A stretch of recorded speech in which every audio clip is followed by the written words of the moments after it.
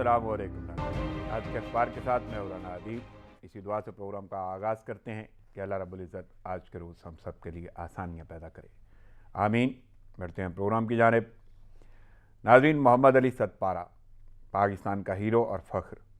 उन्हें यह एज़ाज़ हासिल है कि उन्होंने 8000 मीटर की 8 चोटियाँ फ़तह की। कोपैमा मोहम्मद अली सतपारा एक साल में 8000 मीटर की 4 चोटियाँ भी सर कर चुके हैं, लेकिन इस वक्त वो कहाँ हैं किसी को इल्म नहीं। वो K2 सर करने के मिशन पर गए थे, उन्होंने चोटी सर की, लेकिन अब लापता हैं। उनके बेटे साजिद सतपारा भी हमराह थे। ऑक्सीजन रेगुलेटर ख़राब होने के बायस उन्हें मुहिम अधूरी छोड़कर वापस आना पड़ा। वो कहते हैं, जो भी हादसा हुआ वापसी के सफ़र पर हुआ। इंतहाई सर्द मौसम में 8000 मीटर की बुलंदी पर इंसान के इतने ज़्यादा वक्त तक बचने के इम्कानात कम हैं। अब ऑपरेशन लाशों की तलाश के लिए होना चाहिए। थोड़ा सा चोटी के बारे में बता दूं। पाकिस्तान का सिलसिला कोह कराकरम, दुनिया की दूसरी बड़ी चोटी K2 इसी पहाड़ी सिलसिले पर है। इसकी बुलंदी 8611 मीटर और 28251 फिट है। चोटी कातलाना रऊनियत की हामिल है। ख़तरनाक चढ़ाइयाँ और ढलानें हैं, वहशी या जालिम भी कहलाती है। इंतहाई नासाजगार मौसम और तकरीबन अमूदी चढ़ाई इसकी बड़ी रुकावट हैं। चोटी बर्फ़ के दो हैकल सतूनों और तोदों से लैस है। ख़तरनाक तरीन मुकाम बॉटलनेक है, जहाँ कई हादसे रूनुमा हो चुके। K2 पर अमवात की शरह 29% है, जबकि दुनिया की सबसे बड़ी चोटी माउंट एवरेस्ट पर यह शरह सिर्फ 4% है। K2 250 के करीब अफराद ने सर की है, लेकिन माउंट एवरेस्ट 2500 से ज़ायद अफराद सर कर चुके हैं। चोटी का एक डेथ जोन भी है। कैंपबंद 6000 मीटर की बुलंदी के बाद कोपैमा ख़तरनाक जोन में दाखिल हो जाते हैं। ऑक्सीजन कम हो जाती है, नब्ज़ तेज़ हो जाती है, खून गाढ़ा होकर जमने लगता है और फालिज का ख़तरा बढ़ जाता है। कोपैमाओं के फेफड़ों में पानी भर जाता है, सादा या खूनी खांसी आती है, निज़ाम तनफ़ुस बुरी तरह मुतासर होता है। ये तमाम कठिन मराहल तय करने के बाद ही कोई कोपैमा चोटी सर करता है। इस वक्त पूरी कौम मोहम्मद अली सतपारा के लिए दुआगो है कि अगर वो ज़िंदा हैं तो सलामत लौटें, और अगर उनकी मौत वाक़या हो गई तो मैयत खैर वाफ़ियत से घर पहुँचे, आमीन। फ़ख्र पाकिस्तान के लिए बस इतना कहूँगा कि पहले फूलों के हार पहने हैं, फिर कहीं जाके हार मानी है। नाज़रीन, हाज़िर होते हैं एक छोटे से वक्फे के बाद, साथ रहिएगा।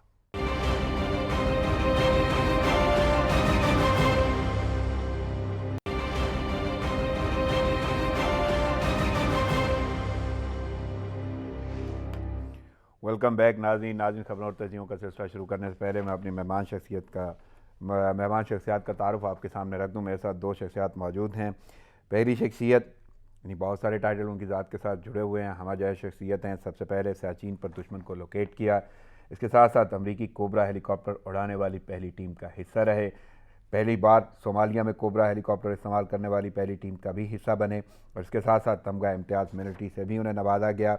मेरे साथ मौजूद हैं कर्नल रिटायर्ड मोहम्मद शबाब खान साहब। अस्सलाम वालेकुम शबाब साहब। बहुत शुक्रिया साहब, आपने हमें आने की। Most welcome. मैं अपनी दूसरी शख्सियत का तारुफ भी नाज़रीन आपके सामने रख दूँ। ये भी बड़ी हमारी शख्सियत हैं, बिजनेसमैन है, स्पोर्ट्समैन है, बहुत सारे टाइटल इनकी ज़ात के साथ भी जुड़े हुए हैं। मेरे साथ मौजूद हैं इंटरनेशनल मोटिवेशनल स्पीकर और तजियाकार सैयद तसद्दुक़ गैलानी साहब। अस्सलाम वालेकुम गैलानी। वालेकुम अस्सलाम। दोनों शख्सियात का बहुत शुक्रिया। मैं जानता हूँ मसरूफियत के बावजूद वक्त निकाला, प्रोग्राम में शिरकत की, थैंक्स अ लॉट। चलते हैं अखबारात की जानब। सबसे पहले मैं शबाब साहब आपकी जानब आऊँगा। जो लीडिंग स्टोरी है, हेडलाइंस अखबारात की जीनत बनी, लापता कोपैमा अली सतपारा और साथियों का ताहाल सुराग ना मिल सका। पाक फ़ौज का सर्च ऑपरेशन दूसरे रोज़ भी जारी रहा। फ़ौजी जवान कोपैमाओं की आखिरी बार ट्रैक करदा लोकेशन से C4 पर पहुँच गए। आर्मी चीफ और वज़ीर आज़म को ऑपरेशन से लम्हा ब लम्हा बाखबर रखा जा रहा है। और इसके साथ ही मैं बल्कि जोड़ देता हूँ कि उनके बेटे हैं साजिद सतपारा, जो उनके हमरा गए थे इस मुहिम जोई पर, लेकिन उन्हें वापस आना पड़ा। उनका ये कहना है कि यकबस्ता मौसम में ज़िंदगी के इम्कानात नहायत महदूद हैं। लापता वालिद और टीम के जिंदा बच जाने के इम्कानात कम। लगता है मुहिम से वापसी पर टीम हादसे का शिकार हुई है। सबसे पहले तो मैं शबाब साहब आपसे ये जानना चाहूँगा, क्योंकि आपने ये سارا ایریا دیکھا ہوا ہے آپ نے، وہ چوٹی جو ہے K2 اس پہ بہت دفعہ آپ گئے ہیں، اور اس کے ساتھ ساتھ بہت سارے آپریشنز بھی آپ نے کیے ہیں، بلکہ ایک اور اعزاز آپ کی ذات کے ساتھ جڑا ہوا ہے کہ پاکستان میں سب سے پہلے شلنگ کے ذریعے آپ نے کسی بھی سلنگ آپریشن کیا تھا. تو یہاں پہ کیا صورتحال نظر آتی ہے، کیونکہ یہ ایک بہت بڑا معمہ بن گیا تھوڑے حالات وہاں کے؟ جی ہاں، میں وہاں اس علاقے میں بہت فلائنگ کی ہے، اور وہاں کا جو مین ایکسپیڈیشنز کا جو ڈپلائمنٹ ہوتی ہے بیسکلی ایک جگہ ہے کنکارڈیا، وہ بیسک بیس کیمپ بنتا ہے جو لوگ K2 کی طرف جاتے ہیں، اور وہ بیس کیمپ اس کے لیے بھی ہے جہاں وہاں سے لوگ IHEC کہلاتا ہے، وہ انٹرنیشنل ہمالین ایکسپیڈیشن کیمپ، تو اس طرف کو بھی راستہ جاتا ہے. سامنے گشا بروم آ جاتی ہے، اس کی بیس میں یہ کنکارڈیا پہ 3 گلیشیئر آپس میں ملتے ہیں. تو ادھر سے لیفٹ پہ آپ دیکھیں جاتے اس طرف منہ کرتے ہوئے کہ آپ کو لیفٹ پہ K2 چوٹی نظر آتی. اب سوال یہ پیدا ہوتا ہے کہ یہ ہے سردیوں کا موسم، اس میں برف جمی ہوتی ہے، اور برف جو ہے وہ اگر اس کو ٹیمپریچر وہاں پر تھوڑا سا بھی مل گیا تو وہ نیچے سے پانی جو ہے وہ اس کو آہستہ آہستہ سرکاتا ہے، یا اس کو اس کی گرپ لوز کر دیتا ہے نیچے والی سے. اور ایکسپیڈیشن میں جب یہ واپس آ رہی ہے ٹیمپریچر کی وجہ سے یا کسی وجہ سے کوئی ایسی پورشن ہوگا جہاں پر گلیشیئر یا کوئی اوپر سے سلائیڈ آئی ہے اور اس نے ان کو بھی ساتھ لے گئی ہے، اور ایسی جگہ گری چونکہ وہ نیچے کی طرف جا رہی ہوتی ہے، گہرائی کی طرف جاتی ہے، تو ان کو لپیٹ کے ساتھ لے گئی، اور اب یہ کہیں ایسی جگہ پڑے ہوئے ہیں جہاں تک پہنچنا یا ان کو دیکھنا ڈھونڈنا مشکل ہے. لیکن مجھے یہاں پہ جو بات جاننی ہے آپ سے، آپ نے تو کیونکہ وہاں پہ وہ سارے علاقے بھی دیکھے ہوئے ہیں، آپریشنز بھی کیے ہوئے ہیں، کیونکہ جو لاسٹ انفارمیشن آئی 7800 میٹر تک جو ہائٹ پہ نا ہیلی کاپٹرز گئے ہیں، لیکن ابھی تک وہ نہیں مل پائے. تو کیا صورتحال ہوتی ہے، کتنی مشکل ہوتی ہے، اور یہ کتنی بلندی تک ہیلی مزید کاپٹر جایا سے بھی جائے؟ دیکھنا اتنا آسان نہیں ہوتا، خاص کر یہ جو گلیشیئرز نیچے ہیں یا برف ہے، وہ سپاٹ جو ہے نا پتھر چھوٹے چھوٹے وہ بھی، اور بندے انسان یہ اسی طرح ہی نظر آ رہے ہوتے ہیں، پتہ نہیں چلتا ہے کہ کون. لیکن اس کے لیے بیسکلی یہ ہوتا ہے کہ اگر آپ نے ایولانچ وکٹم ڈیٹیکٹر ساتھ رکھا ہوا ہے تو اگر آپ برف کے نیچے دب بھی جائیں گے تو اس کی جو ٹرانسمیشن ہے اس سے پتہ چل جاتا ہے کہ فلاں جگہ برف میں اندر جو ہیں پڑے ہوئے ہیں. تو وہ بیسکلی عام طور پر یہ جو ہے نہیں لے کے جاتے. یہ اسپیشل ملٹری آپریشنز میں مجھے یاد ہے سیچن کے جب آپریشن تھا تو ہم نے سیالہ پاس پہ اپنی فوج کے جو کیمپ تھا ان میں چند لوگ تھے 8-10، تو ان کے لیے ہم نے ایولانچ وکٹم ڈیٹیکٹر اسپیشلی جا کے ان کو ڈراپ کیے تھے کہ وہ اپنے ساتھ رکھیں، کہیں اگر دب جائیں تو ڈھونڈے جا سکتے. اس میں ان کے پاس نہیں ہے، اس لیے ڈھونڈنا بڑا مشکل ہے. اور ہائٹ کتنی ہائٹ تک جا سکتے ہیں یہ جہاز جو ہیلی کاپٹر بیشک جائے لیکن نظر نہیں آ سکتا جب تک کہ آپ کے پاس نیچے ٹرانسمیٹر نہ ہو اور ایک جگہ پر ریسیور نہ ہو. ریسیور تو ایون سیٹلائٹ بھی ریسیو کر لیتے ہیں کہ فلاں جگہ فلاں چیز پڑی ہے، لیکن ان کے پاس وہ اکوپمنٹ ساتھ نہیں ہے، تو اس لیے ڈھونڈنا بڑا مشکل ہے. 7800 کی بلندی تک گئے ہیں ہم لوگ، اس سے مزید اوپر بھی جایا جا سکتا ہے؟ نہیں، جانے کا فائدہ کوئی نہیں نا، کیونکہ وہ تو نیچے آ رہے ہیں، اور نیچے آ رہے ہیں تو پھر جب سلائٹ میں آئیں گے تو وہ نیچے کی طرف ہی جائیں گے. اوپر جانے کا نہیں. یا تو ہونا کہ وہاں کس جگہ وہ بیٹھے ہوئے تھے اور وہیں پر جو ہے آ گیا کوئی برف کا تودا اور اس کے نیچے دب گئے، لیکن وہ دب گئے تب بھی نظر نہیں آئیں گے جب تک کہ گرمیاں نہیں آئیں گی اور برفیں نہیں پگھلیں گی اور پھر جا کے کہیں. لیکن اچھا خاصا دورانیہ لگ سکتا ہے. ہاں یہ بھی ہے، اور یہ بھی ہوتا ہے نارملی جیسے کئی ہیلی کاپٹر ہمارے سیڈل لیک ایریا ہے سیچن IHEC سے اوپر ہی، وہاں جو بھی ہیلی کاپٹر جو اگر گر جاتا تھا یا کریش ہوتا تھا اس کے بعد وہاں سے پتہ نہیں چلتا، وہ نیچے دبتا نیچے تک آ جاتا ہے. تو وہاں اسی طرح یہ وہاں کا فینومینا ہے. تو اللہ کرے ان کی ڈیڈ باڈیز جو ہیں وہ لیکن اسی وقت نظر آئیں گی جب برف پگھلے گی، گرمیاں آئیں گی، تو پھر ان کے جو چونکہ رنگین کپڑے ہیں جو نظر آ سکتے ہیں جس کی وجہ سے وہ ڈیٹیکٹ ہوں گے. اور ان کو ایسا الیکٹرانک سسٹم نہیں ہے جس سے ان کو ڈھونڈا جا سکے. صحیح. میں دعا یہی کریں گے کہ اللہ کرے اگر وہ سلامت ہیں تو جیسے آپ نے کہا وہ واپس آ جائیں، اگر نہیں تو میتیں کم از کم خیر وعافیت سے پہنچ سکیں. گیلانی صاحب شخصیت بہت بڑی ہیں، پاکستان کا فخر ہیں، ہیرو ہیں. محمد علی ستپارہ مہم جوئی کر رہے ہیں اور پہلے بھی ان کے بہت سارے ان کی ذات کے ساتھ ٹائٹل جڑے ہوئے ہیں. 8 بار تو وہ 8000 میٹر کی چوٹی جو ہے سر کر چکے ہیں. تو کیسے دیکھ رہے ہیں یہ صورتحال؟ رانا صاحب، محمد علی ستپارہ جیسے بہادر لوگ قوموں کو دنیا کی نظروں میں سرخرو کرتے ہیں. بالکل. ہمارا ملک جو ویسے بھی بہت ساری مشکلات چیلنجز سے نپٹتا رہتا ہے، اس میں اس طرح کے آئیکونک فگرز پاکستان کا ایک روشن خیالی کا اور نیک نامی کا سبب بنتے ہیں. اور پچھلے دنوں میں ان کو فالو بھی کر رہا تھا ٹویٹر پہ، جب یہ اپنا مختلف جگہوں پہ جا کے ٹرانسمٹ کرتے تھے یا وہاں پہ اپنا شیئر کرتے تھے اسٹیٹس. تو بہت بہادر اور بڑا کمال کا ایک جذبہ، یعنی آپ دیکھ رہے ہوتے ہیں کہ کس قدر شدید موسم خراب ہے، بالکل جی، اور اس کے باوجود وہ بات بھی کر رہے ہیں، ان میں حوصلہ بھی ہے. تو بہت بہت نڈر، بہت بہادر لوگ ہیں. خیال اتنی اسٹرانگ نروس کے لوگ بہت کم آپ کو دیکھنے میں ملیں گے. اور سب سے اہم بات یہ کہ چوٹی بھی سر کر چکے، مشن بھی کمپلیٹ ہو گیا. بالکل. اور واپسی پہ اس طرح کا حادثہ ہوا. اللہ کرے کہ ظاہر ہے الیکٹرانک سسٹمز ہیں، معاملات ایسے ہیں کہ شاید سسٹم کے ساتھ ہی کوئی معاملہ ایسا ہوا ہو، وہ خود خیر و عافیت سے ہوں. لیکن جیسے کل شباب صاحب نے ابھی ذکر کیا، تھوڑا امیدیں مدھم ضرور لگتی ہیں. یہ ذکر ایکچولی ان کے بیٹے نے خود کیا ہے. ان کا یہ کہنا ہے کہ 3 دن سے زیادہ وہاں پہ زندگی کے امکانات نہیں ہیں زندہ رہنے کے، اور ابھی تک کی جو ریسرچ جو سامنے آیا ہے، ایک شخص وہاں پہ رہا 4 دن، یعنی وہ 4 دن بھی نہیں کہ پتہ نہیں 70 گھنٹے یا جتنی بھی اس کی وہ تھا دورانیہ. اس سے بھی جب یہ سوال کیا گیا نا کہ آپ اتنی زیادہ دیر تک کیسے وہاں پہ رہے ہیں، وہ 3 دن کے لگ بھگ ہی تھا، تو اس نے بولا کہ کیٹو چوٹی مجھ سے پیار کرتی ہے. وہ کو پیمائی تھا، تو اس وقت اس نے جان بچانے کے لیے واپس اسے جانا پڑا تھا. لیکن اس میں کوئی شک نہیں جی، بہادر سپوت ہیں، ملک کے ہیرو ہیں، اور ہم واقعی دعا گو ہیں کہ اگر وہ زندہ ہیں تو وہ سلامتی ہو ان کی اور صحیح سلامت واپس آئیں. اور اگر صورتحال ایسی ہو گئی ہے کہ موت کا سامنا کرنا پڑ گیا ہے تو ان کی میت جو ہے خیر و عافیت سے رانا صاحب، ہم پھر بھی کہیں گے کہ امید آخری لمحے تک رکھنی چاہیے. ہم پھر بھی امید کرتے ہیں، اللہ سے دعا کرتے ہیں وہ زندہ ہوں، خیر و عافیت سے واپس آئیں، اور جو فخر انہوں نے قوم کو دیا ہے ہم اس کو سیلیبریٹ کر سکیں انشاءاللہ. اور اس میں چھوٹی سی ایک اور چیز ہے کہ اگر ایک فرد کہیں گرا ہوتا نا، یا پاؤں پھسل گیا ہے، کچھ ہو گیا، وہ کہ انہیں رسیاں باندھی ہوتی ہیں، تو پھر ہوتا کہ جی ایک گیا ہے باقی موجود ہیں. لیکن پوری ٹیم گئی ہے تو اس کا مطلب ہے کوئی اوپر سے سلائیڈ آئی ہے، برف کا طوفان آیا ہے، وہ برف کا اس نے سب کو لے کے نکل گیا ہے. صحیح. چلیں میں آگے بڑھتا ہوں، کچھ سیاست کے حوالے سے بات کرتے ہیں. اور سب سے پہلے آپ سے ہی شباب صاحب، پیپلز پارٹی نے سینٹ ترمیمی آرڈیننس کو حکومتی بدنیتی قرار دے دیا.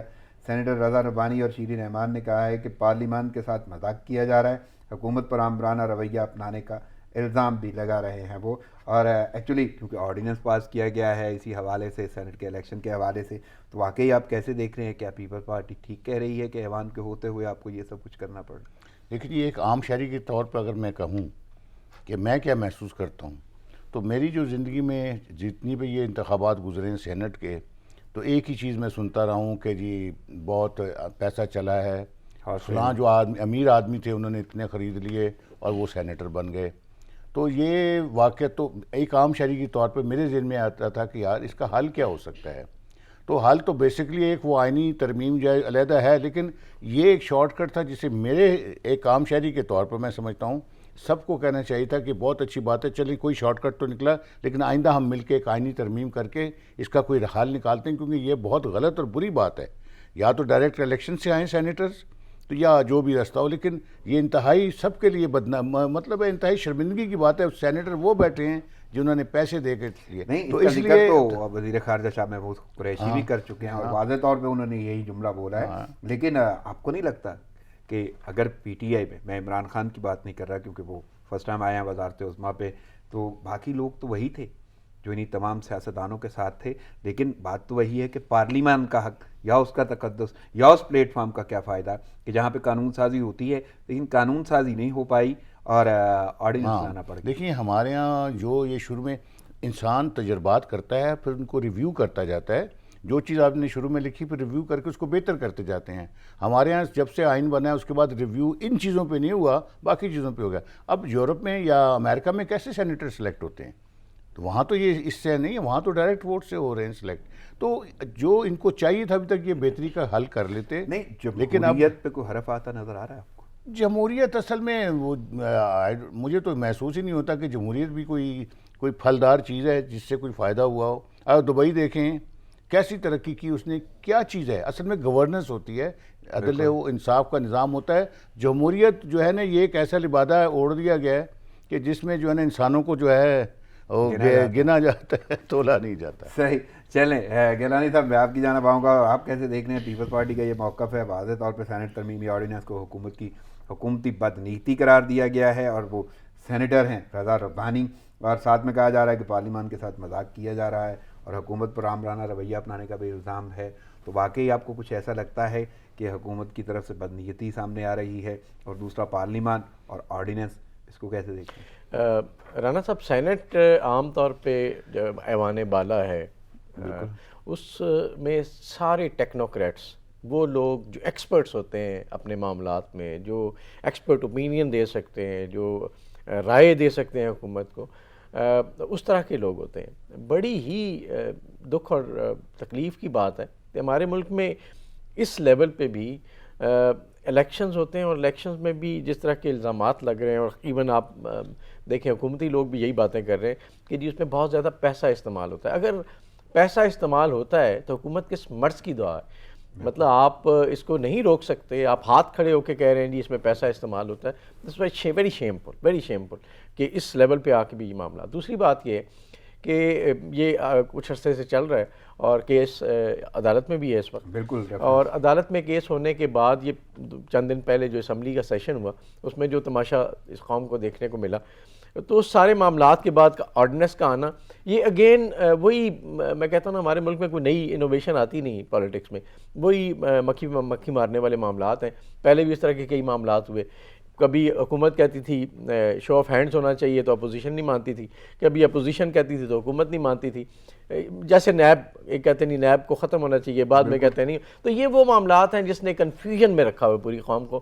میرا نہیں خیال کہ ہم نے کچھ اسٹریٹجی ایز اے قوم، ایز اے نیشن اس پہ بنائی ہے کہ ہم نے آگے جا کے کس طرح سے اپنے معاملات کو ٹھیک کرنا ہے تاکہ کریڈیبل سسٹم سامنے آئے.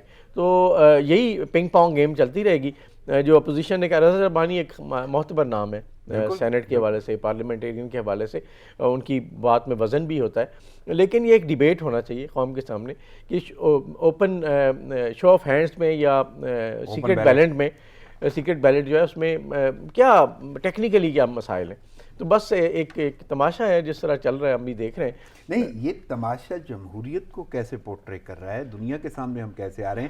بلکہ ایوانوں کی جو صورتحال ہو گئی، جس قانون ساز اسمبلی میں قانون سازی کرنی ہوتی ہے اور جنہوں نے کرنی ہوتی وہی لڑ پڑتے ہیں. جی ایسے ہی ہے. خیر لڑائی جھگڑے تو بہت ساری پارلیمنٹس میں دنیا میں دیکھنے میں آئے ہیں، یہاں پہ تو ایک تسلسل سے دیکھنے میں آئے ہیں. لیکن یہاں پہ مسئلہ جمہوریت ہو یا کوئی اور سسٹم ہو، ہمارے ہاں پاور گیم بہت زیادہ، پاور سٹرگل بہت زیادہ دیکھی گئی ہے.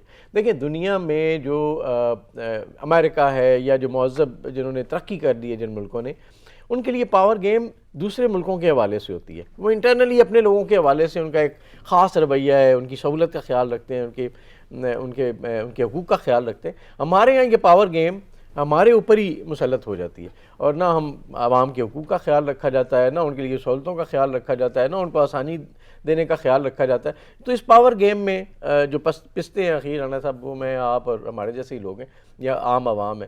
تو میرا خیال ہے اس پاور سٹرگل میں نہ جمہوریت کا قصور ہے، نہ امریت کا قصور ہے، ہمارے محل پولیٹیکل کلچر کا قصور ہے، ہمارے ذہنی جو چیزیں ان کو آگے جانے کی. اس میں تھوڑا سی اور میں ایڈ کروں گا کہ ہمارے موجودہ سیاستدان جو ہے نا اس وقت جتنے بھی، یہ صرف سونے کا جھاگ ہیں. سونے کا جھاگ آپ سمجھتے ہیں، قرآن پاک میں اللہ تعالیٰ نے یہ اصطلاح استعمال کی ہے، سونے کا جھاگ. یعنی سونے سے نکلتا ہے لیکن 0/0 ہوتا ہے، اسے پھینکنا پڑتا ہے. تو یہ وہ سارا جو ہے نا سونے کا جھاگ ہے. جب اپنا کام وہ بندر بانٹ کرنی ہو تو 18ویں بند کمروں میں چپ کر کے سائن کر کے مراعات کے بہت سارے بل جو ہیں وہ اس وقت پتہ چلتے ہیں جب سامنے آ چکے ہیں، یعنی منظور ہونے کے بعد سامنے آتے ہیں. کی بات ہے، میرے عام شہری ہوں، مجھے نہیں پتا. بھائی کھلی ڈیبیٹ ہونی چاہیے تھی ہر چیز. وہ تو قوم کو بتائے بھی نہیں جاتے، یعنی وہ بس منظر عام پہ آ جائے. سونے کا جھاگ ہے، اس لیے فکر نہ کریں کچھ عرصے بعد سونے کا جھاگ کا جو چلے. لیکن وزیر خارجہ کہتے ہیں کہ جو پورا پاکستان جانتا ہے سینٹ انتخابات میں خرید و فروخت ہوتی ہے. پچھلے سینٹ الیکشن میں بھی ارکان کی منڈی لگی. سپریم کورٹ کا جو بھی فیصلہ ہوا تسلیم کریں گے. اور ساتھ میں ترجمان ہیں حکومت کے شبلی فراز، وہ بھی بولے کہ اپوزیشن کا شفاف سینٹ انتخاب کے اقدام پر واویلا سمجھ سے بالا تر ہے. اور اوپن بیلٹ کی مخالفت نے ثابت کر دیا کہ اپوزیشن پیسے کی سیاست کو برقرار رکھنا چاہتی ہے. آپ کو لگتا ہے کہ واقعی ان باتوں میں بڑا وزن ہے؟ یہ وہی سیاستدان ہیں جو پہلے بھی سیاست کرتے رہے. اور دوسرا، اب یہ جو بول رہے ہیں باقی معاملات میں بھی کوئی ایسے ہی شفافیت کا سوچا ہے پی ٹی آئی؟ آپ نے دیکھا ہوگا جو بلوچستان کے ساتھ اشر ہوا تھا پچھلی دفعہ، جب حکومت گرائی گئی اور پھر سینٹ کے لیے سنجرانی صاحب کو لایا گیا اور جس طریقے سے وہ سارا کچھ ہوا، کہ آپ کا خیال ہے کہ سب جو ہے نا ایمانداری سے اور بڑے مومنانہ طریقے سے ہوا تھا وہ سارا کچھ؟ تو آپ کے سامنے یہ جو پیسے والی چیئرمین سینٹ کے لیے تو انہی کے دور میں، یعنی پی ٹی آئی کے دور میں ہی تحریک عدم اعتماد آئی تھی، اور اس وقت بھی وہ نمبر گیم جو ہے ایک دم سے بدلی، ساری چینج اکثریت میں ہوتے ہوئے نہیں. تو آپ یہ دیکھ رہے ہیں کہ یہ جو اس ملک میں ہو رہا ہے نا، لوگوں نے سمجھ لیا کہ اللہ میاں نہیں ہے، وہ صرف رمضان کے مہینے میں آتے ہیں، اس لیے کھانا پینا نہیں ہونا چاہیے کیونکہ روزہ ٹوٹ جائے گا. وہ دیکھ رہا ہے باقی 11 مہینے اللہ پاک جو ہے نا پاکستان سے چلے جاتے ہیں وہ فرلو پہ. تو اس لیے یہ سارا کچھ ہو رہا ہے نا دل کھول کے ہو رہا ہے. گیلانی صاحب آپ کیا کہیں گے کہ واقعی بات تو ایسی ہی ہے، لیکن پھر بھی شبلی فراز صاحب یہ کہتے ہیں کہ جی اپوزیشن پیسے کی سیاست کو برقرار رکھنا چاہتی ہے، اور شاہ محمود قریشی کہتے ہیں کہ جی یہ منڈی پہلے بھی لگتی رہی ہے، اور اب آخر آرڈیننس ہی کیوں لانا پڑ گیا پھر انہیں؟ وہی میں ابھی پہلے ذکر کر رہا تھا کہ گورنمنٹ جب یہ کہے کہ جی یہاں منڈی لگتی ہے یا لگتی رہی ہے، بھائی آپ لوگ گورنمنٹ میں اس کا سد بام کرنے کی کوشش کیوں نہیں کرتے؟ کیوں نہیں آپ جتنا زور ہم میڈیا پہ لگاتے ہیں ایک دوسرے کے خلاف بیان بازی میں، سد باب کے حوالے سے ہی گیا ہے، لیکن طریقہ کار اگر ملک جمہوری ہے، پارلیمانی نظام ہے، تو اس کے پوائنٹ آف ویو سے اگر دیکھا جائے تو آرڈیننس لانے کی ضرورت ہے. میں ایگزیکٹلی یہی بات ابھی کہنے جا رہا ہوں کہ اگر یہ سارا نظام اسی نظام کو اپڈیٹ یا اپ گریڈ کرنے کے لیے یا اس کو بہتر کرنے کے لیے ہے یہ ترامیم، تو وائی ناٹ کہ آپ ان ترامیم کو اس طریقہ کار کے مطابق لائیں جو طریقہ کار آپ نے ایگری کیا ہے، اور اس میں اسمبلیوں کا اپنا کردار ہے، اس میں سینٹ کا اپنا کردار ہے. پرابلم یہ ہے کہ ہم لوگ یعنی اس جب سے اپوزیشن گورنمنٹ، یہ نہیں اسی گورنمنٹ میں، پچھلی گورنمنٹ میں، ان کی ہمیشہ لڑائیاں ہوتی ہیں، اور لڑائیاں ہوتی ہیں ان چیزوں پہ جہاں پہ تصحیح کا پہلو آتا ہے. جیسے آپ نے ابھی ذکر کیا کہ جب ان کے مراعات کی باری آتی ہے پتہ بھی نہیں چلتا، چیرو شکر ہو کے 100% اسی دورانیے میں، اسی حکومت کے دورانیے میں مراعات کے بل منظور ہوئے ہیں. بالکل، اور اس میں کوئی تو اس کا مطلب ہے کہیں نہ کہیں الائنمنٹس ہوتی ہیں نا، کوئی بیک ڈور ڈپلومیسی ہوتی ہے، کہیں نہ کہیں مفادات کے معاملات ڈسکس کیے جاتے ہیں. تو جب قوم کی مفاد کا معاملہ آتا ہے تو پھر اتنی لڑائی جھگڑے کیوں ہوتے ہیں؟ لاسٹ میں ہم نے کہا سندھ کے پیکج کے حوالے سے، کراچی کے پیکج کے حوالے سے وہاں بیٹھے لڑکے اٹھ گئے کیونکہ وہاں عوام کا مسئلہ تھا. جب عوام کے مسائل آتے ہیں تو یہ آپ کو نظر آتا ہے. نہیں، آپ رانا صاحب ایک اور پہلو دیکھیں، کیا آرڈیننس لانا غیر جمہوری غیر آئینی ہے؟ غیر آئینی تو نہیں ہے نا، کہ جب آپ کی اسمبلی سیشن میں نہیں ہے. شباب صاحب کیونکہ 2 ایوان ہیں پاکستان میں، ایوان زیریں، ایوان بالا، وہ مقننہ ہیں قانون سازی کے لیے ہیں. اگر آپ قانون سازی بھی نہیں کر سکتے، آرڈیننس ہی آنے ہیں، تو جمہوریت پہ حرف تو آئے گا نہیں. دیکھیے میرا کہنے کا مطلب یہ، کیونکہ میں آگے جو ہیڈ لائن آپ کے سامنے رکھوں گا وہ ہے JUI فے کی، اس کا بھی سینٹ انتخابات کا صدارتی آرڈیننس چیلنج کرنے کا فیصلہ، یعنی انہوں نے چیلنج کرنا ہے. فضل الرحمان کہتے ہیں P T I ticket holders کو اپنے لوگ بھی ووٹ دینے کو تیار نہیں، معاملہ عدالت میں ہونے کے باوجود آرڈیننس جاری کر دیا گیا ہے. تو واقعی یہ ریفرنس پہلے سے عدالت میں بھی موجود ہے، اور مقررہ تاریخ جو الیکشن کمیشن نے شیڈیول دینا ہے اس سے پہلے اگر فیصلہ نہیں ہوتا تو ویسے ہی آرڈیننس جو ہے وہ قابل قبول نہیں ہوگا، ختم ہو جائے گا اس کے ساری صورتحال. لیکن آپ کو کیا لگتا ہے واقعی پی ٹی آئی کے لوگ ایسے ہیں کہ وہ شاید ٹکٹ ہولڈرز کو اپنے لوگ بھی ووٹ دینے کو تیار نہیں ہیں؟ اصل میں یہ تو سیاسی بیان ہے اس قسم کا، لیکن ہوتا یہ ہے کہ جس کو پیسہ مل رہا ہے وہ کون نہ کرتا ہے، ٹھیک ہے. لیکن میرے ایک عام شہری کے طور پر میں کہہ رہا ہوں، میں سمجھ رہا ہوں کہ یہ پہلی دفعہ ایک تجربہ ہوگا کہ آپ ان سے شو آف ہینڈ کے ذریعے سلیکشن کروائیں. آرڈیننس سے کہا گیا ہے، کم از کم اس کا لیگل کور ہو گیا ہے، تو اس دفعہ یہ تجربہ بھی کر کے دیکھ لیتے نا تو پتہ چلے گا کہ آیا ایمانداری سے اپوزیشن کو یہ لگ رہا ہے کہ وہ شاید سینٹ کی نمبر گیمز جو ہے اپنے ہاتھ میں لے سکتے ہیں، اور کہیں نہ کہیں اگر نہیں لینے سے مراد کیا، جب ایمانداری سے ووٹ ڈالے جا رہے ہیں، سب کو نظر آ رہا ہے، تو جس کی اکثریت ہوگی وہ لے جائے گا. شباب صاحب ایمانداری تو اس وقت بھی تھی جب تحریک عدم اعتماد لانی تھی، ایمانداری سے 64 لوگ تھے، تو اس وقت جب وہ ہوا تو اس کے بعد اس وقت شو آف ہینڈ کا نہیں، وہیں سے پتہ چل گیا نا کہ یہ تو بڑا چکر ہے. تو اب ایک ہی طریقہ شو آف ہینڈ، اس سے پہلے بھی چل گیا تھا، یعنی بہت سارے ایسے محرکات، لیکن ایک تجربہ کر کے دیکھیں، قوم کو بھی مزہ آئے. میں تو اس کے حق میں ہوں کہ کیا جائے، لیکن اپوزیشن شاید اس کے حق میں نہیں ہے. اور میں نے تو جملہ ڈیموکریسی کے حوالے سے کہتے ہیں نا کہ مزے تے مائیے تد آن گے جدوں سارے ہاتھ دکھان گے. وہی دیکھنا ہے نا کہ وہ شو آف ہینڈ ہوگا یا کئیوں کے ساتھ ہینڈ ہو جائے گا. گیلانی صاحب آپ کیا کہیں گے؟ بہت پیسے نہیں ملیں گے لوگوں کو. وہ کہتے ہیں کہ جی PTI ticket holders کو اپنے لوگ بھی ووٹ دینے کو تیار نہیں.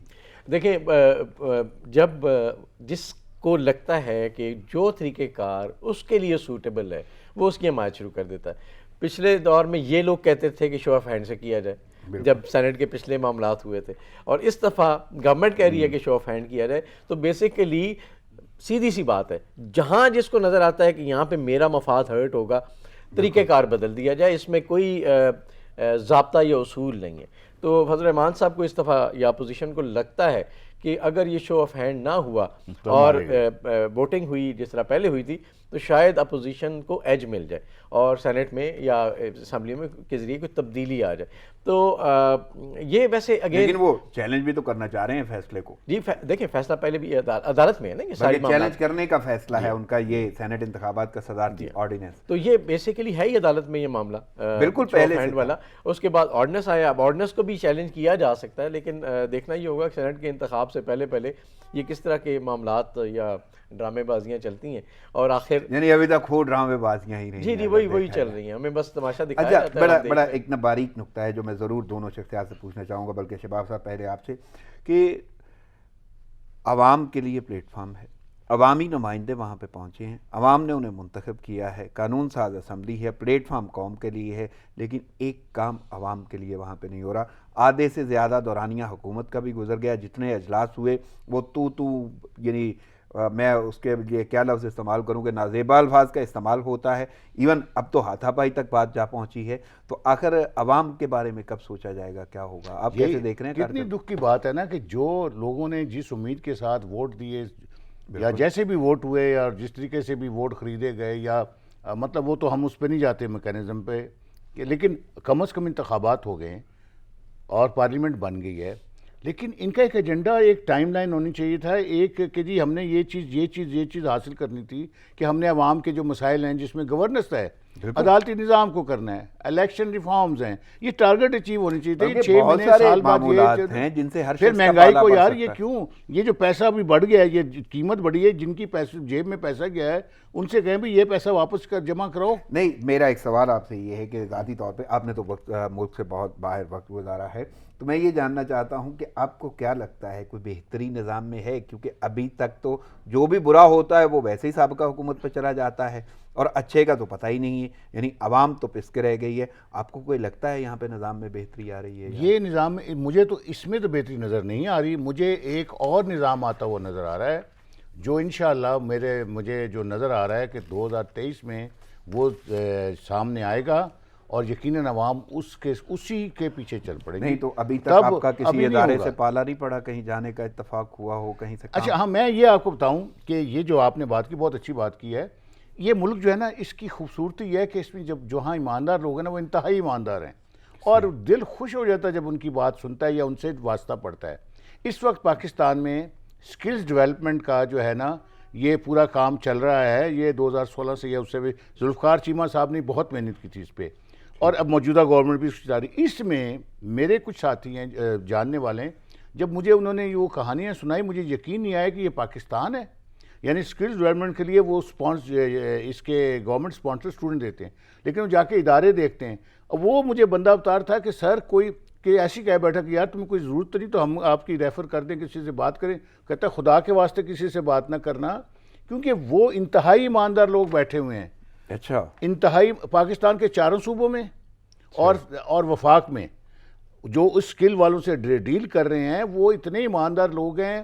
وہ ایک پیسہ نہ مانگ رہے ہیں, نہ کوئی دینے کی جرت کر رہا ہے, اور نہ کوئی سفارش کی جرت کرتا ہے, کیونکہ وہ پھر ادارہ مارا جاتا ہے. اور اسکل ڈیولپمنٹ کے حوالے سے تو وزیر اعظم بھی بڑے اور یہ اسکل پاکستان کا جو کانسیپٹ چل رہا ہے یہ بہت ہنرمند پاکستان ہی پاکستان کی اصل جان ہے اس وقت. تو میں حیران رہ گیا سن کے. اس نے کہا سر یہ تو وہ آپ بالکل اس کے قریب نہ آئیں, یہ وہ اتنے ایماندار لوگ ووٹ ہیں, خود حیران ہیں.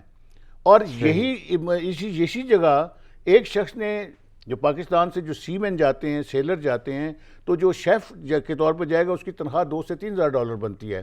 لیکن نارمل سی مین جب اپنے ایک لگا کے ٹھپا جاتا ہے کہ یہ کوک بھی ہے اور سرٹیفکیشن اور پراپر ٹریننگ کوئی نہیں ہے, جب وہ جاتا ہے اس کو $700 کی تنخواہ پہ وہ جاتا ہے. اور جب پکانے جاتا ہے تو پاکستانی مرچوں والے کھانے.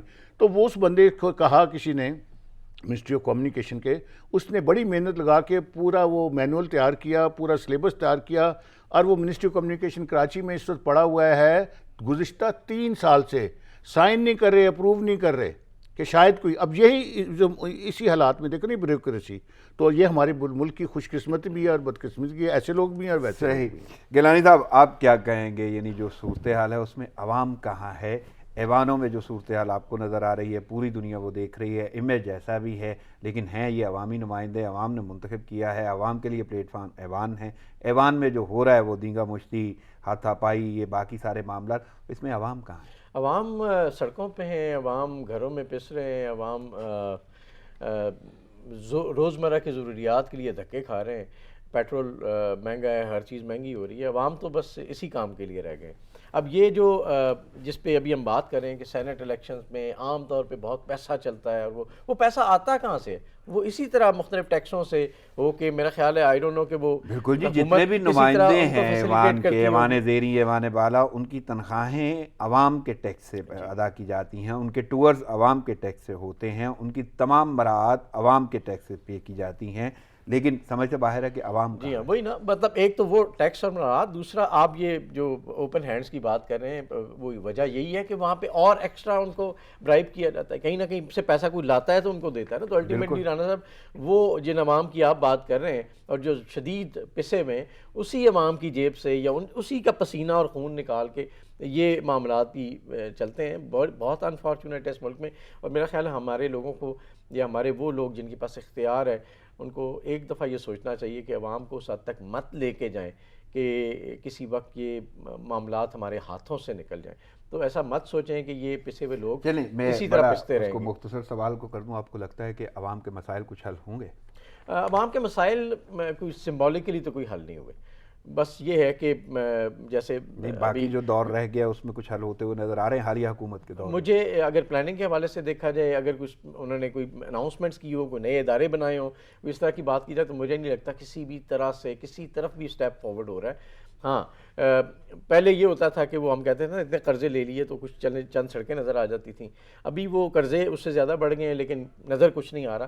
تو مجھے لگتا ہے کہ اگلے 2 سال میں اگر یہ گورنمنٹ جو خان صاحب کی گورنمنٹ ہے سنجیدگی سے ایک پلان بنا کے اس پہ عمل کرے, تو 2 سال کے بعد کوئی شک نہیں کہ کم از کم کوئی نہ کوئی بہتری نظر آئے. لیکن ابھی اس وقت کچھ نظر نہیں آ رہا, کوئی پلاننگ اسٹریٹجی نہیں. دیکھیں بات سنیں اپنا رانا صاحب, یہ جو عوام کے لیے کام ہوتے ہیں نا نظر آتے ہیں, اس میں جو لیڈرشپ کی کوالٹی ہوتی ہے نا, ول ہوتی ہے, وہ اس کی وجہ سے چیزیں. ہٹلر نے جب سڑکیں بنانی شروع کی تو اس نے کہا جی یہ جو سڑک بنے گی نا, یہ 30 سال تک ذمہ داری ہے اس کی ٹھیکیدار کی, اگر یہ ٹوٹ گئی تو اس کو سزائے موت ہوگی. وہ ایسی سڑکیں بنی آج تک نہیں ٹوٹ رہی ہیں, برف بھی پڑتی ہے, پانی بھی پڑتا ہے.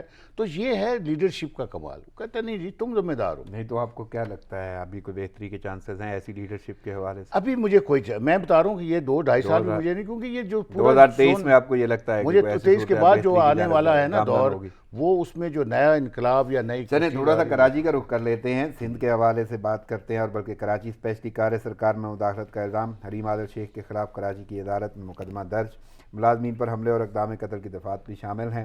اپوزیشن لیڈر ہیں, کیونکہ وہ اپوزیشن لیڈر سندھ ہیں حلیم عادل شیخ, انہوں نے اقدامات کو انتقامی کارروائی قرار دے دیا ہے. وزیر اعلیٰ سندھ کہتے ہیں کہ تجاوزات کو ہٹانا کوئی سیاسی انتقام نہیں ہے. 30 سال کی لیز پر دی گئی زمین زراعت کے لیے تھی, لیکن اس پر فارم ہاؤس بنا لیا گیا, اور واضح طور پہ موقف آیا کہ سپریم کورٹ کی ہدایت کے مطابق یہ کام ہو رہا ہے. لیکن سمجھ سے یہ باہر ہے کہ کچھ بھی ایسا ہوتا ہے وہاں پہ یہ جو ہے مار دھاڑ, یہ قصے شروع ہو جاتے ہیں, کام روک دیا جاتا ہے. اب دوسری پارٹی اس کو انتقامی کارروائی کہتی ہے, وہاں پہ بھی حکومت کیونکہ پیپلز پارٹی کی ہے, اور وہ یہی موقف دے رہے ہیں کہ کچھ بھی ایسا نہیں ہے, قانونی سب کچھ ہو رہا ہے. تو کیسے دیکھ رہے ہیں؟ میں سمجھتا ہوں, دیکھیں جی اگر تو نیک نیتی ہو نا, پہلے آپ اپنوں پہ ہاتھ ڈالیں. جو آپ کے جاننے والے یا پارٹی والے لوگ ہیں جنہوں نے یہ سارے قبضے کیے ہوئے ہیں یا فارم ہاؤس بنائے ہوئے ہیں, پہلے آپ ان سے شروع کریں, پھر اس طرف آئیں تو کبھی کوئی نہیں کہے گا انتقامی کارروائی. لیکن آپ شروع ادھر سے کرتے ہیں اور پھر روک دیتے ہیں. وہ ایک جو موقف پیپلز پارٹی کی جانب سے, بلکہ ایون پی ٹی آئی کی جانب سے آ رہا ہے, وہ یہی ہے کہ یہ انتقامی کارروائی اس حوالے سے ہے کیونکہ نون لیگ کے ساتھ نون لیگ کے لوگوں کو وہاں پہ اس چیز کا نشانہ بنایا جا رہا ہے. کھوکھر پیلس ڈیمالش کیا گیا, اور خواجہ آصف کی کالونی جو ہے اس کو مسمار کیا جا رہا ہے. تو ان کا یہ کہنا ہے کہ پی ڈی ایم کے احماء پہ پیپلز پارٹی یہ کر رہی ہے, اس میں نہ پہ. اور لیکن پیپلز پارٹی کا یہ کہنا ہے کہ وزیر اعظم پنجاب میں تو مبارک دے رہے ہیں, یہاں پہ ہم نے یہ کام کیا تو ہمارے بارے میں یہ بات. ہمارے یہاں وہی ہو رہا ہے نا کہ نیک نیتی نظر نہیں آ رہی. اگر ہو تو بہت اچھی بات ہے, کام صحیح ہے, لیکن کام صرف ایک مخصوص وقت میں ایک مخصوص افراد کے بعد رک جاتا ہے. تو یا تو آپ پورا پلان بنائیں نا, دکھائیں عوام کو جی یہ سارے لوگ ہیں, ہم یہاں سے شروع کر رہے ہیں اور یہاں پہ ختم کریں گے. اب یہاں کوئی ایسا پلان, ماسٹر پلان نظر نہیں آتا کہ تجاوزات کو ختم کرنے کا یہ ماسٹر پلان ہے, یہ ٹائم لائن ہے, یہاں سے سٹارٹ کریں گے, اس ڈیٹ کو یہ سارا ختم ہوگا. اور عدالت نے بھی ہمیں سپورٹ کر دیا, عدالت نے کہا یہ کام کر دو. لیکن آپ شروع کرتے ہیں اس جگہ سے جو پہلے جو ہے نا اپوزیشن والا ہو, تاکہ وہ ہیو اینڈ کرائی شروع ہو جائے. صحیح. اور گیلانی صاحب آپ کیسے دیکھ رہے ہیں جی کراچی کی صورتحال؟ آخر انہوں نے حلیم عادل شیخ کا جو ہے فارم ہاؤس گرایا ہے, اور انہوں نے آگے سے عوام کے ساتھ مل کے یا لوگوں کے ساتھ مل کے جو بھی کیا ان پہ مقدمہ درج ہو گیا ہے. تو یہ ساری کی ساری صورتحال وزیر اعلیٰ حالانکہ یہی کہتے ہیں کہ قانونی سب کچھ کیا. ہاں جی رانا صاحب, دو اسپیکٹس ہیں. ایک تو فارم ہاؤسز کا کلچر جو ہمارے ملک میں اب ایسا بڑھنا شروع ہوا ہے کہ اسٹیٹس سمبل بن گیا کہ جو ایک بڑا آدمی ہے اس کا ایک بہت بڑا فارم ہاؤس ہوگا, اور اس فارم ہاؤس میں پارٹیاں ہوں گی اور تقریبات ہوں گی اور اس طرح کے معاملات ہوں گے. تو یہاں بھی آس پاس دیکھ لیں بہت سارے فارم ہاؤسز اس لیے پرمیشن دی گئی کہ یہاں پہ شاید سبزیاں اگائی جائیں گی, کوئی زراعت ایسی ہوگی جس سے شہروں کی ضروریات پوری ہوگی. آپریشن یہاں پہ بھی جاری ہے, بلکہ رات کی خبر ہے جو ابھی میرے خیال میں اخبارات کا حصہ نہیں بنی ہے, یہ رات کی نیوز ہے کہ F8 میں کچہری کے ایریاز میں غیر قانونی جو چیمبر بنائے گئے تھے وکلا کے, وہ بھی گرا دیے گئے. تو بیسیکلی بات اگین فارم ہاؤسز کے سے ہو کے میں ادھر ہی آتا ہوں جیسے آپ بات کریں. تو یہ فارم ہاؤسز کا کلچر پتہ نہیں ہے کہاں سے کہاں, اور ایک تو نا کہ آپ اپنے پیسے سے لے کے بنائیں فارم ہاؤس, اور پھر آپ نے گورنمنٹ کی زمین لینی ہے, اس پہ فارم ہاؤس بنانا ہے, اور پھر اپنی چوہدراہٹ دکھانی ہے. تو ایک ویری انفارچونیٹ اگین کسی بھی گورنمنٹ, چاہے وہ وفاقی گورنمنٹ ہے چاہے صوبائی گورنمنٹس ہیں, بہت انفارچونیٹ ہے, اس کو رکنا چاہیے.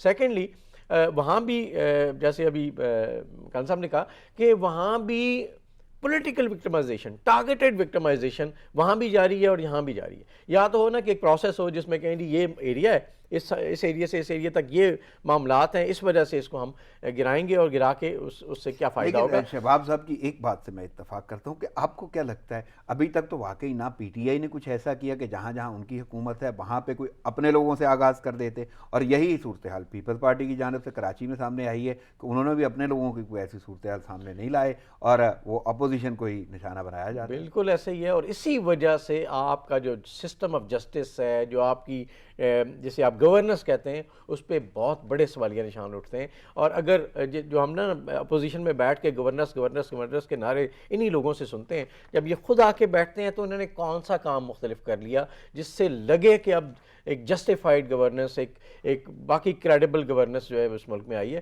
تو سارے کے سارے سمام میں ننگے ہیں. پرابلم یہ ہے کہ انہوں نے ایک دوسرے کو وکٹمائز کرنا ہے. ایک اس طرف معاملات جب ہوئے تو دوسری طرف انہوں نے بدلے لینے شروع کر دیے. یہ نظر آ رہا ہے نا, کہیں ایسا تو نہیں ہوا کہ لگے جی اب جیسے ایک دور میں لاہور کی مال روڈ کو انہوں نے سارے تجاوزات اڑا دیے تھے, تو پتہ چلا تھا کہ چلو جی یہ ایک جسٹیفائڈ ایکشن ہے. لیکن یہاں تو ایک فارم ہاؤس, دوسری طرف سے ایک کسی کی کالونی, یہ تو کوئی وہ نہیں ہے. آپ اپنی اپنی کچہری کے آس پاس دیکھ لیں روڈ, 4 لائنوں میں تو آپ کی پارکنگ ہو رہی ہوتی ہے, اور پارکنگ کے اوپر آپ باقاعدہ وہاں پہ لوگ لے کے آپ سے پارکنگ ٹیکس لے رہے ہوتے ہیں روڈ پہ پارک کرنے کا. تو کہاں پہ وہ جسٹیفیکیشن ہے؟ تو میرا نہیں خیال حکومتیں اس طرف سوچتی ہیں یا ان کا ویژن بھی اس طرف جاتا ہے. صحیح. شباب صاحب آپ کی جانب آؤں گا, بھارت کے بارے سے بات کرتے ہیں. بھارتی کسانوں پہ بڑا برا وقت آیا ہوا ہے. متنازع قوانین کی واپسی کے لیے مودی حکومت کو انہوں نے الٹیمیٹم دیا ہے اکتوبر تک کا, اور اپوزیشن جماعتوں نے مظاہرین کی مکمل حمایت کا اعلان کر دیا ہے. بھارت کس طرف جاتا ہوا آپ دیکھ رہے ہیں کہ بھارت کے اندر اتنے خلفشار اور خانہ جنگی کی صورتحال؟ رانا صاحب بات یہ ہوتی ہے, قدرت کا ایک اپنا جو ہے نا پہیہ چل رہا ہوتا ہے. عام آدمی یا دانشور بھی اس کو محسوس نہیں کرتا. ہر شخص جو ہے ایسے اقدام اٹھاتا ہے, وہ سمجھتا ہے کہ میں بہت عقل مند ہوں اور میں یہ کروں گا اور میں اس طریقے سے یوں کر کے ہلا دوں گا, اور میں جو بھی اچھے یا برے اس کے ارادے ہوتے ہیں. تو یہ نہیں پتہ ہوتا کہ اللہ تعالیٰ کا اپنا ایک نظام چل رہا ہے جو لپیٹے گا اور طریقے سے. اب یہ کسانوں کی موومنٹ ان ایکسپیکٹڈ نظر آئی ہے, ایک دم اٹھی ہے. بالکل. تو اب یہ اور اس کے جو پیچھے حالانکہ معمولی سی بات ہے کہ آپ کے ہاں عوام کے لیے نقصان تو ہو رہا ہے نا مودی سرکار کی پالیسیوں کی وجہ سے, اور جبکہ فیصلہ کرنا آسان ہے کہ اچھا صحیح. وقت کی قلت کے بعد مجھے اجازت لینا ہوگی. شباب صاحب آپ کی آمد کا شکریہ, گیلانی صاحب آپ کی آمد کا شکریہ. ناظرین پروگرام کا وقت ختم ہوا چاہتا ہے, مجھے اجازت دیجیے, دعاؤں میں یاد رکھیے گا. اللہ نے